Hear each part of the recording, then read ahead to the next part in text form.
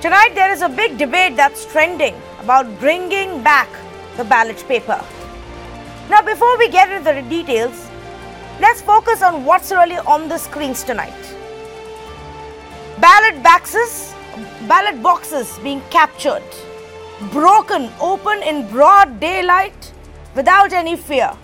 Hundreds of valid votes, precious votes, thrown into the water, thrown into the nearby ponds. That's the status when it comes to paper ballots. Here's another set of visuals that will go on your screens right now. Ballot boxes set ablaze.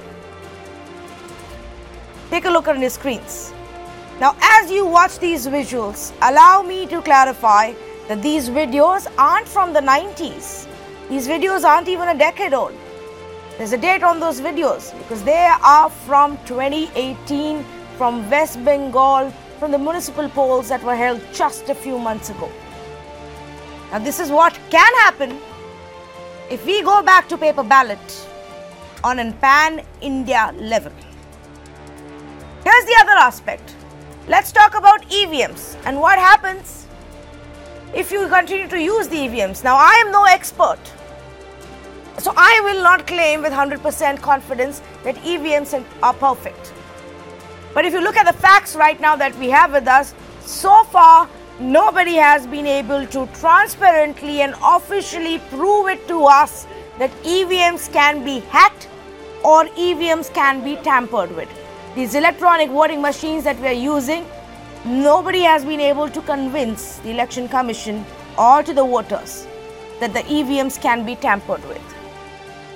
But the fact of the matter is, viewers, just look at the grand scale of our elections, especially when it comes to general elections. Just in 2014 itself, if I had to tell you, and the numbers will be on your screens, 55 crore voted in 2014 Lok Sabha polls. 1.4 million electronic voting machines were used. 9,30,000 polling stations used electronic voting machines. That scale will only get bigger in a few months from now when we look at 2019 general elections. The scale only gets bigger. This is India's democracy, and this is going to be the biggest democratic event across the world. So can we be sure that we are actually providing our voters with the best possible tool to make their choice? Because it is our fundamental right to make that choice. EVMs or ballot papers? That is a debate tonight. Why is it that the opposition feels the need to go back to the Election Commission and say, bring back the ballot papers? Do they know something that we don't know? Or is it simply that they're already making excuses for what may really be the result in 2019? Those are some of the questions I'll ask. And before I go to our power-packed panel that we have tonight, quickly going across to Nalin Kohli of the BJP. Good evening, Mr. Kohli. Mr. Kohli, the opposition seems to suggest that we must bring back ballot papers. What's your view? At the outset, the opposition or some of the opposition parties seem to have this wavering approach towards democracy.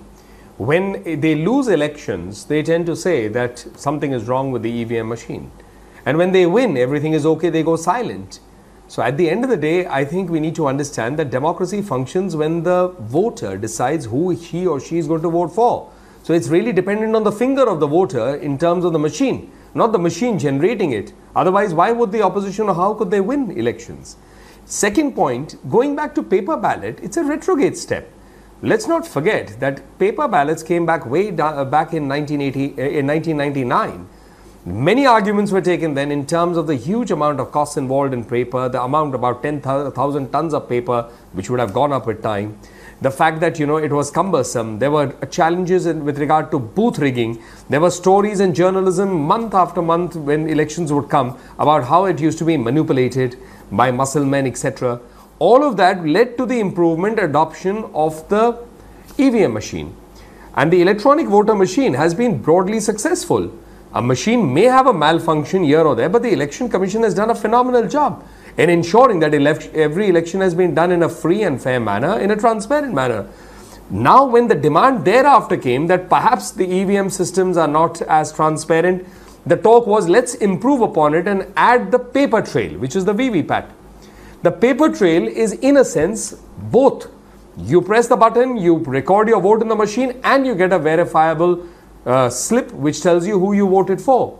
Now, that's an improvement. So, therefore, moving ahead is the step always desirable, not moving backwards. If anybody has a specific concern, the Election Commission as an independent body will look at it. The idea is to strengthen democracy, not weaken it. But Nalin Kohli, the other camp says that VVPATs also aren't very reliable. How should we believe that what is being punched into the machine is also getting reflected on the paper trail later on, and what is actually getting recorded in the machine is what we are seeing? What if you're just showing us what the voter wants to see? What do you have to say to that? Well, I can tell you one thing very clearly. What the voter votes necessarily need not be what the political party or the candidate desires. And the whole idea of a vote is, so therefore, this kind of a demand can be used in both ways. End of the day, it can't force a voter to vote in a particular way. Mechanisms can be put in place if there are any concerns. If the machines, second is in terms of saying you can hack the machines. This argument has been used even against the EVM. But the EVM is a standalone. Now, when you've got a few 100,000 machines, are you saying somebody is going to move and hack each one at an independent level? I mean, of course, if you want to take an argument and say it is possible, sure, the percentage point might be 0.00000.1. But it's an impossibility. You have 3-layer security. It can't happen. Theoretically, that percentage may be there, but practically it's an impossibility. It's not so easy. This is an argument to somehow make an argument. The same thing is, if there is a risk of something going wrong, then you have to put in place correctives. You need to put in place the mechanism for a fallback position. The IPC, as a lawyer, I can tell you, the IPC, somebody may go and file a false case. Does that mean that the IPC is bad? That you throw the IPC out? That's not how you approach it. If there are problems which are not standalone, which are problems which are systemic, those can be addressed. And I think what we are hearing in the Chief Election Commissioner's comments is that if there is something, we will certainly look at it. But Nalin Kohli, at the end of the day, it is about the voter, irrespective of what political parties say. And even if there is an iota of doubt, even for a handful of people in our country, for a handful of voters, aren't we betraying our democratic system by allowing that doubt to be? Do you think, Nalin Kohli, that the Election Commission needs to take steps to convince us, to assure us that this is the best way forward, EVMs? I think the Election Commission will do what it has to. If you will recall, a few years ago, the Election Commission had run a massive campaign to increase voting. They had run it around even a popular film song, and they got people to come out and participate. The same is the Election Commission, when it had come with EVMs, had done exercises to boost one is understanding of how they function, and two is about building confidence into it. The greatest confidence is the election process and the outcome. But with regard to doubting Thomases, some are professional doubting Thomases. They doubt everything. So therefore, there is no answer for that. There is no solution for that, neither in medicine or otherwise. But then there are those who may have doubts based on a credible input. If there is a credible input, it is incumbent and obligatory on the Election Commission to satisfy that. And that's the approach with which the Election Commission has always functioned. Why should we doubt that they won't function with the same approach henceforth? Thank you, Nalin Kohli, for joining us. We wish you could have stayed longer, but next time perhaps. Let's go across to the rest of our guests who are joining us. Quite a few heavyweights, and this is going to be an interesting conversation. Let's say good evening to Yogendra Yadav, National President for Swaraj India, Ghanshyam Tiwari, spokesperson for the Samajwadi Party, Kailash Vastev, Senior Advocate with the Supreme Court, T.S. Krishnamurthy, former Chief Election Commissioner, Mohammad Khan, spokesperson for the Congress Party, and Vaibhav Agarwal of the BJP. Mr. Krishnamurthy, thank you.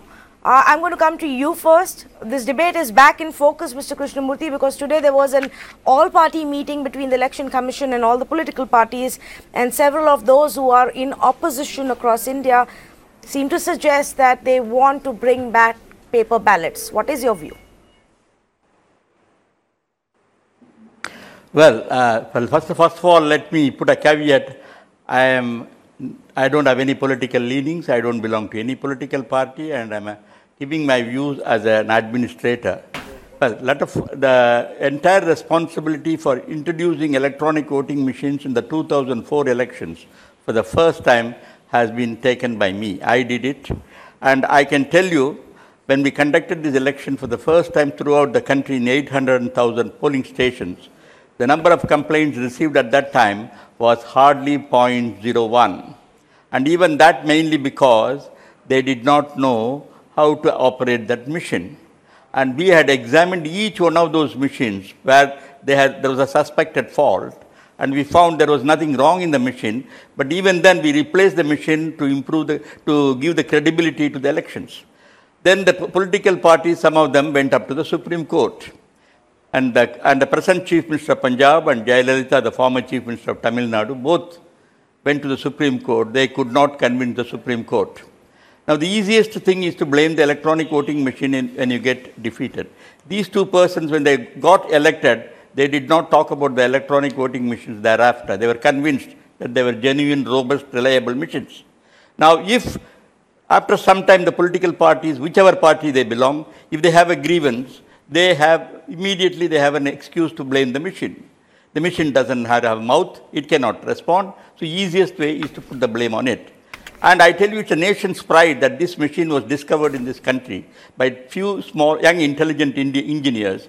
And in my opinion, it has got more than safeguards that people ought to know, or they know about it. And it was also submitted to a technical screening by no less a person, Mr. Indiresh, the former director of IIT, along with 40 engineers. He told me that he asked them to break open the machine and prove whether anything is questionable.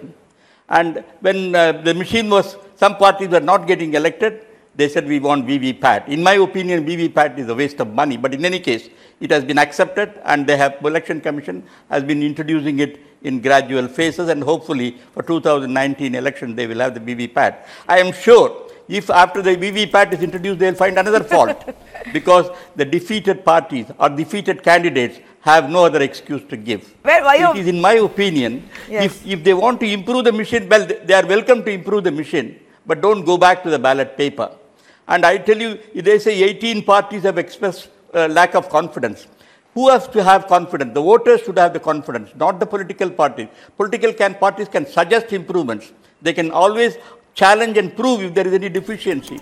None of them has proved any deficiency in the machine. They have not been able to respond to the challenge I had made, to the challenge the present Election Commission had made, and then they want some excuses. Well, if they want to go, let them go. But they are going to introduce more complication in the election system. Bogus ballot papers will come.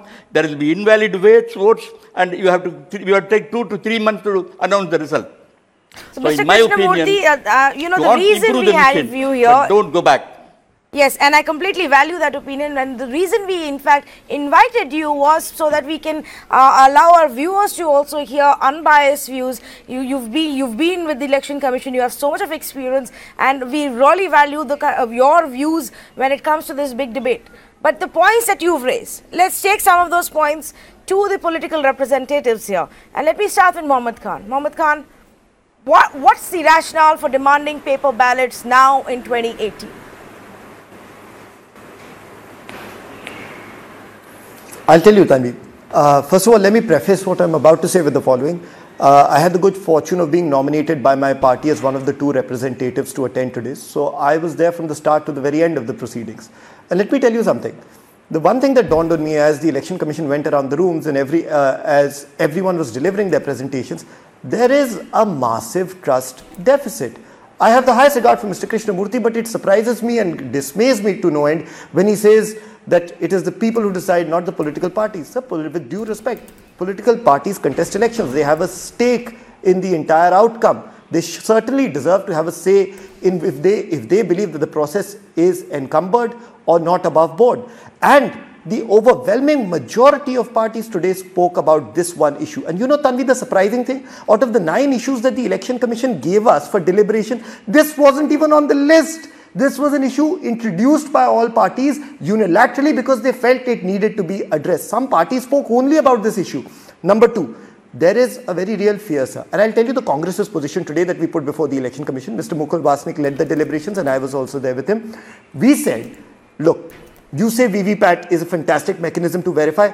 Very good. But it only works when you verify. So we said, why don't you verify at least 30% of the results against the VVPATs? You don't verify even a single one today. You take one or two random booths as an eyewash, but you don't carry out the exercise on a massive scale. So the investment you put into introducing this technology is wasted. Number two, we said, let us know the details of every old and new machine being deployed. So we know, Tanvi, at this point, which machines have suffered glitches in the past and which machines are less likely to do so. And we're able to watch those Mohammed Khan, carefully. Point taken. Machines which have glitched in the past, and this is fact, not opinion. Let's simplify this. Yeah. Just last point, Tanvi, should I just tell you what we said at the end?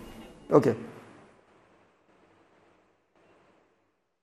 No, okay, so the last point we made, Tanvi, was that when a machine has malfunctioned or glitched in the past, what you need to do is you need to tell us about that machine and where it is currently deployed. Okay. So again, we can exercise a greater degree of fair enough. When you demand transparency, I understand. When you demand greater audits of the EVM machines, I understand. Though I think at some point you guys are blurring the line between faulty machines and tampering of machines and mixing up the both, and that would be great injustice if you're trying to mislead our voters like that. But here is the basic point. How does this work in the favor of paper ballots? How is this any worse than paper ballots being rigged, ballots being stuffed, burnt, drowned in water, being stolen, stamped openly, complete rigging and polling booths? How is that justifiable, bringing that back? Can I answer that, Tanvi? Yeah. Can I answer that? Yes, please, it's to you. Yeah, Tanvi, the answer to that is simple. Many of the concerns that were relevant, 2 or 3 decades ago are respectfully, Mr. Krishnamurthy, not anymore so. Now, everyone has a mobile phone with a camera. If a booth is being captured, literally everyone will know about it in seconds. Number two, sir, through RTI, there is a greater increased amount of transparency. If you feel there are duplicates in a booth or a certain result doesn't tally with your estimation, RTI will allow you to verify that paper trail. And I assure you there are sufficient number of watchdogs who will take that responsibility seriously. Number three, sir, somebody said this very well in today's meeting. And he said it in Hindi, so I'll also say it in Hindi. He said, देखिए आप कह रहे हैं आप गाड़ी से cycle पे उतर के क्यों आना चाहते हैं? क्योंकि जो मेरी गाड़ी है वो मुझे वहां नहीं ले जा रही जहां मैं जाना चाहता हूं. उससे बेहतर तो मेरी साइकिल ही है.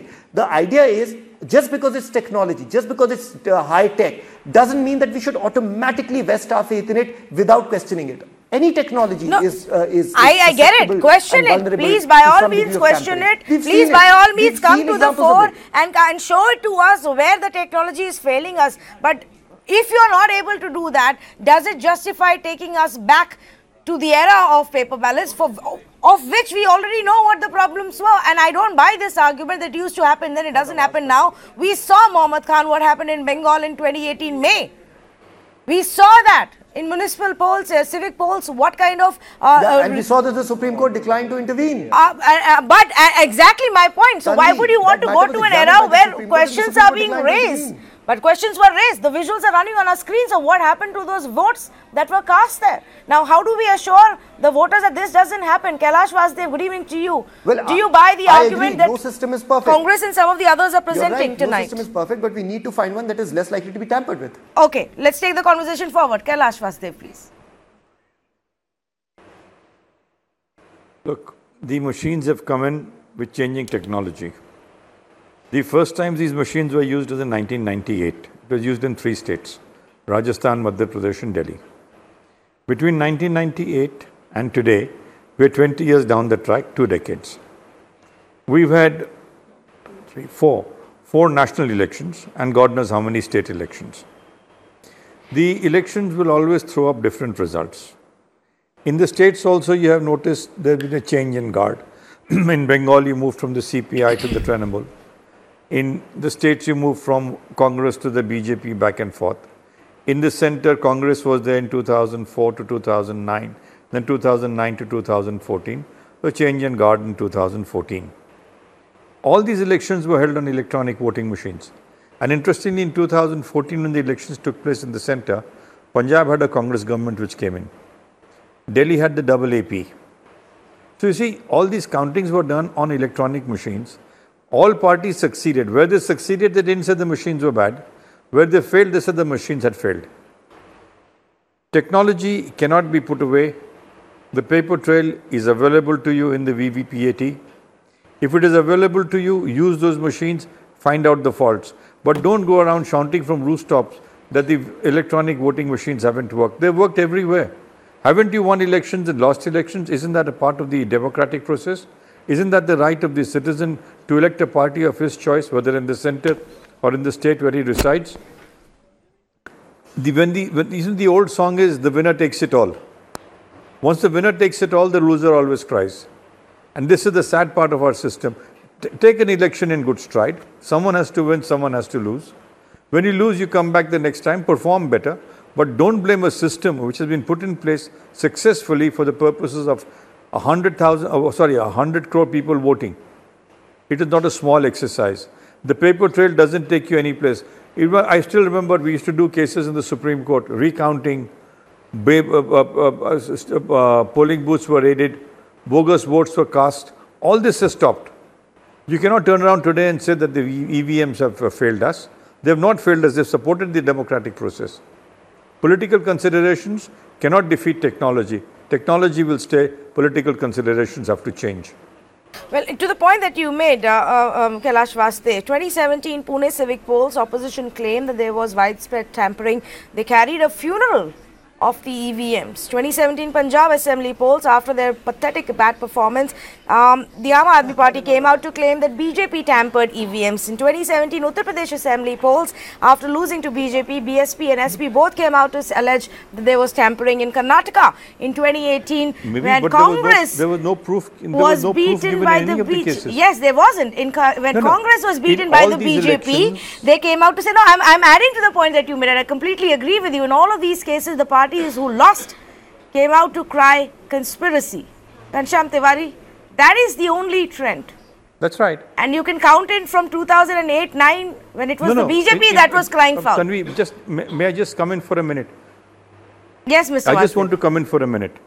In all these cases where different parties won in different states, they lost in the center. In the center only they began to shout that the EVMs had been rigged, but in the states they were very happy with the results because they succeeded. You don't go around succeeding and taking a position when you succeed. You don't go around taking a different position when you lose. It is the same machine. Yes, absolutely. The same okay. machine has accepted you. So, Ghanshyam Tiwari, explain to us, how does it to change? The voter. When do you decide that the EVMs are being tampered with, and when do you decide they're not being tampered with and it's all right? Well, let me twist the trend a little bit. In Gorakhpur, Phulpur, Kairana, when we won, we still demanded that the voting should be on ballot paper. I am a technologist, and I believe that you cannot be on the wrong side of technology curve. Or you understand that where technology is heading, more and more machines will be hackable. So you can use technology on monitoring an election in a transparent manner, or recording the vote in an opaque manner. The problem with EVM is that it records the vote in an opaque manner. And when in the backdrop there is the government that has a trust deficit, 70% of parties in the meeting today with Election Commission, when it was, I did not interrupt, when it was not even on the agenda, wanted to discuss EVM. So that Election Commission as an institution that gives India thought leadership on democracy in various countries, today is not even ready to openly discuss that. The hackathon that the Election Commission called was a half hackathon. They were demanding political parties to come and prove that EVM can be hacked. They should be demanding engineers to come and prove that. There should be open hackathon. So when Election Commission shies away, it doesn't put the issues that are there on the political landscape on the agenda. The political parties ask. In the backdrop, you have the case of Mr. Jyoti, who as Chief Election Commission took a decision which eventually High Court had to come in and ask questions on Election Commission. There is an institutional weakening. In this backdrop, looking into future, I can only suggest that you can invest on technology on one of the two sides. I'm not saying go back to the old school ballot system, but go into a technology that keeps the electoral process transparent, believable, non-opaque, and go into a monitoring system that does not allow what happened in Bengal, that allows you to capture that every person who is due to vote is able to vote. What is that technology? I don't know what is that technology. Mr. Yogendra Yadav, good evening. Thank you for patiently waiting by. Well, what is this technology? What's the best way forward? Let's just say that. What is the best way forward? The known evils of paper ballot or the lesser known evils, if there are any, of the EVM?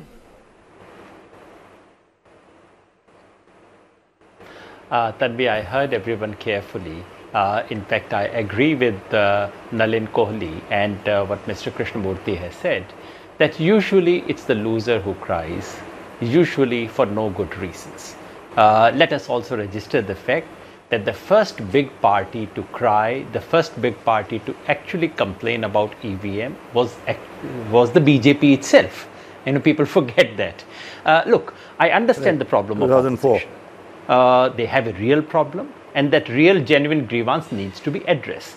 Unfortunately, the solution is not ballot paper. The problem, as the Congress spokesperson pointed out, honestly, is trust deficit. The way the opposition argues is the following. They know in principle EVMs can be hacked. Of course, every electronic gadget in this world can be hacked in principle.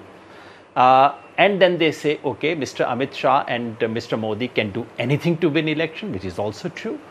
And the third thing, unfortunately, I have to say that over the last 3-4 years, the Election Commission has lost something of its credibility. That is different from Mr. Krishnamurthy's time. In Mr. Krishnamurthy's time, yes, there were problems and difficulties. People did not come and raise fingers at Election Commission and say, well, these people are not fair. Today, with some good reasons, political parties think so. That is the heart of the problem. The problem is not so much with the machine. The problem, we can keep endlessly discussing the in principle possibility of EVM being hacked. That is not the issue. The real issue is, in real life, what is the likelihood, given our protocols and procedures, that it has been done or it is likely to be. My own sense is that there is very, very low possibility. There is some problem still, and the solution is already with us. And that is the only small thing on which I disagree with Mr. Krishnamurthy. I think, sir, VVPAT is a step forward. It is a step forward precisely to remove that possibility of doubt. What needs to be done are 4 things. If you allow me, since I've waited for everyone, let me just quickly rattle off the solution to my mind. The solution is, number 1, allow political parties to randomly check machines on the ground, not a hackathon in Election Commission. Number 2, introduce a rule where the voter can register and say, I saw my slip coming out, it did not have the symbol that I voted for. And if you have more than 10 or 15 objections, then the whole booth should be recounted. Number 3, give adequate publicity. Number 4, for malfunctioning EVM, fix a 30-minute time and adhere to it. 5th and most importantly, the counting procedure has to be altered slightly. You don't have to count and physically match 30% booth. That would be too much and unnecessary. Simply do one thing. There are usually 14 tables on which counting takes place. On each of those tables, just do one verification, which is to say, pick one random machine for each of those 14 tables and match the paper trail with the electronic count. Once that matching is done, only after that should the EVM count begin. Once that begins, believe me, all the problems would disappear, and I would plead to my friends in opposition, and I join them. I'm no friend of Mr. Modi or a friend of BJP. But this country and democracy is more important. Let us not play with some of these things. Let us not want to go back to paper ballot and so on. Let us insist on better protocols for management of VVPAT, which is where the solution lies. Okay. And let us reach a place where this debate comes to an end. Yes. I completely agree with you, because I think that every time there are elections held and whoever loses thinks it's the easy way out to start blaming the EVMs, and I think it's also a commentary that they're making on the voters, to say that the voters are stupid and they don't know who they're choosing, and that their right and their vote doesn't count, and that's not fair to every time blame it on the EVMs in this way or that way. So this debate must come to an end. So what needs to be done then? Vaibhav Agarwal, do you agree that perhaps more transparency is what is needed, more audits, more accountability, open it up for people to go on ground and do some random checks to then have the belief that these machines are not partisan?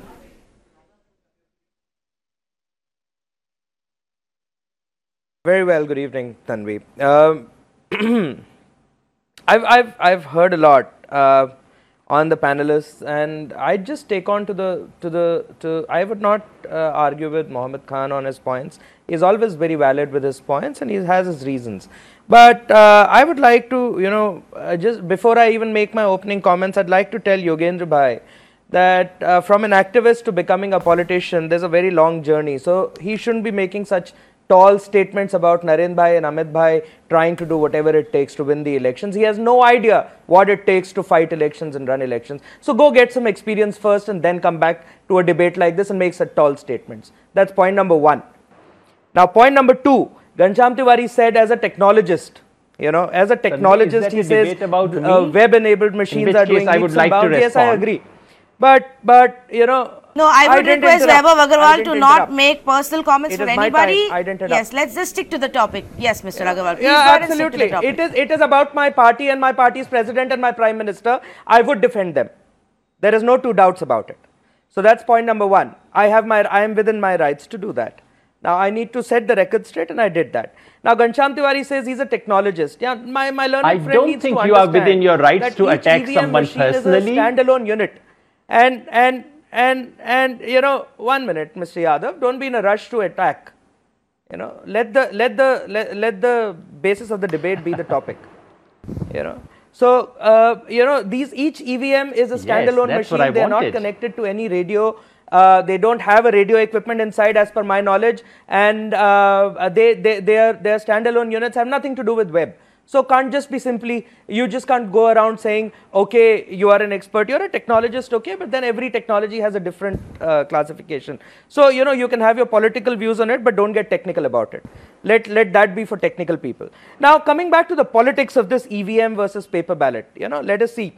Paper ballots were initiated in a time, were used in a time, and I want to talk as a citizen as well as a politician. First, as a citizen. Paper ballots were used as, and I think everyone will agree, at a time when there were no voter ID cards, at a time when there were elections that had to be held, the technology did not support in terms of making voter lists and so on and so forth. Most of the times it was handwritten, or it was block printed, or it was typed out. It was a massive task. In 1998 onwards, 99 and 2004, when we went full on electronic voting machines, there was quite a bit of technology that has come in, and we've come a long way from there. We have voter ID cards too. So paper ballots, just to differentiate between EVMs and paper ballots, I don't know how many people know about paper ballots, but I would like to bring this out, that paper ballots had two primary information for the voter. One was the information about the candidate, which is still on the EVM, of course, in a summarized format. And the second one is the information about the voter himself. So each paper ballot was unique to the voter. We have to understand why paper ballots and why EVMs can be used today. So paper ballots were used that time, and EVMs can be used today because each voter ID card actually is already aligned. There is a list, there is a booth that is online, and the information about the voter is sitting in public. So okay, but you're not answering my question, Vaibhav Agarwal. As politicians, we do trust You're deficit. not answering my question. I'm coming to that. As politicians, everybody has trust deficit. Politicians from your party also had trust deficit in 2008, 2009. They wrote books on it. And Yogendra Yadav mentioned that. So let's not talk about that. Let's talk about 2018. Now that the lesson in history is done. No, my question to you is very clear. My question to you is this: do you believe, and will BJP be okay to come on board to say, let's have audits of 20% of EVMs, or let's at least have more random checks out there on the field, so that people who have any doubts can clarify their doubts, and once and for all we put this debate to rest? I see Yogendra Yadav and Kailash Vasudev's hands. I'll come to you both in just a bit. Tanvi, the people of India, Tanvi, I got to finish my point. Now, before Yogenji come in, my perfect example on this would be that today we are at a stage of technology where everything is verifiable. We are at a stage of technology where we feel that we need to walk with the tech available to us in the most decent manner, in the most verifiable manner, and the accountable manner. And I think the party on a whole stands with the election commission of whatever the decision comes out, because we don't interfere in the machinery. The election commission is a standalone body. It's by the act of the parliament, and I think they are within their rights to take a call. And if still the losing parties still have an issue, and it's not that BJP hasn't lost in past 5 years. When UPA won, you know, I have quite a few examples. There's UPA 1, UPA 2, 67 seats of the AAP, yes, BSP, SAPA, Bihar. Okay, so we are in the last 5 minutes of the debate, and I think everybody wants to have another go at this. So I'm going to quickly go across to all our panelists one more time. Let's start with Mr. Yogendra Yadav, and then we'll move on. Last 5 minutes on the debate. Yes, Mr. Yadav. I think I may have upset Vaibhav's calculations. Someone must have told him you have to go in this debate and oppose Mr. Yadav. He probably forgot to hear what I said. So let me repeat. I actually said that EVMs I love you as a senior. I read your work. That we should move I read your writings. That we should not I'm a go fan back of yours, to ballot so don't papers. get me wrong. So please also listen to me. Please also listen to me. I'm saying we should not go back to ballot papers. Yes. I'm only saying we should improve the existing procedures for VVPAT, that at least 14 seats, 14 units should be matched. These are constructive suggestions. Yes. Please respond to constructive suggestions constructively. Absolutely. At least the ruling party should do this much, or maybe I can expect that from Mr. Krishnamurthy.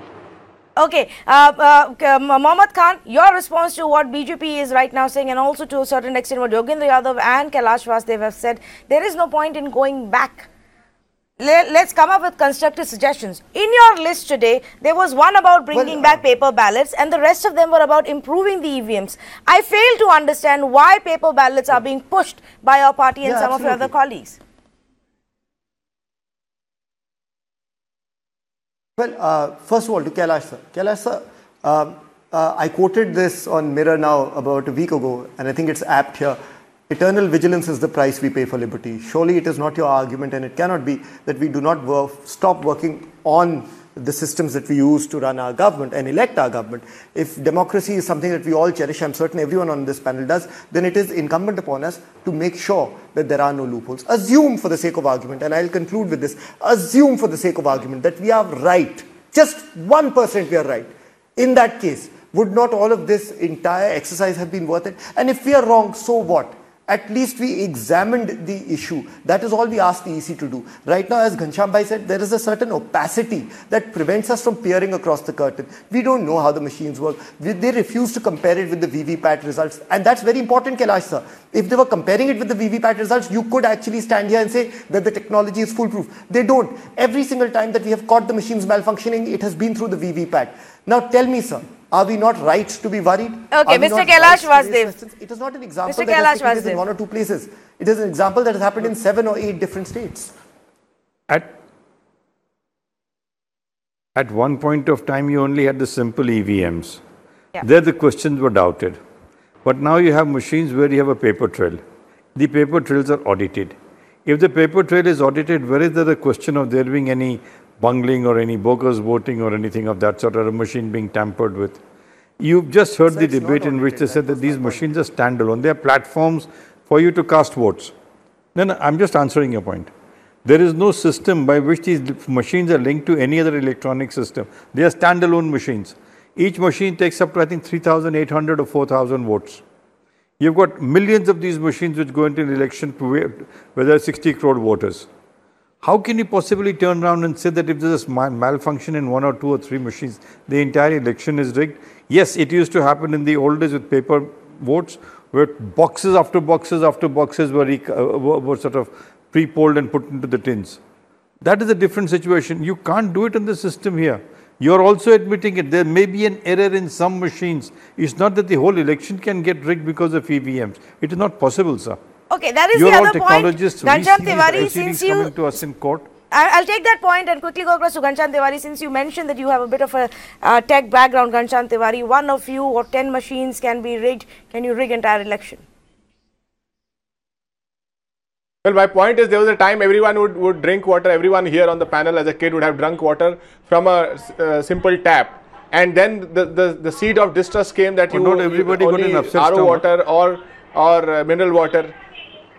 mineral water is safe water to drink. Now, if the technology says that your RO water is not functioning well, will you drink that? The fact is that when in doubt, go back to the most simple system. We want a transparent electoral system. We want a high technology monitoring system. That is what I am saying. The ballot is the most transparent electoral system. And your ability to put cameras, your ability to put cameras, your ability to put systems, monitor remotely is your high technology monitoring system. And when you have a technology that is increasingly hackable, a government which is not trustworthy, an election commission that is shy, and 70% of political parties that are demanding irrespective of the verdict, I think this is serious here. Okay, this debate is not over, but I am completely out of time tonight. I think this conversation will obviously happen a lot more times in the run-up to the elections. The Election Commission is yet to decide. They've heard all the parties out today. The conversations will continue.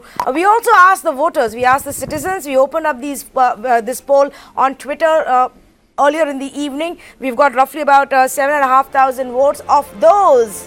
And these are the results on your screens now. 82% believe no paper ballots shouldn't be brought back.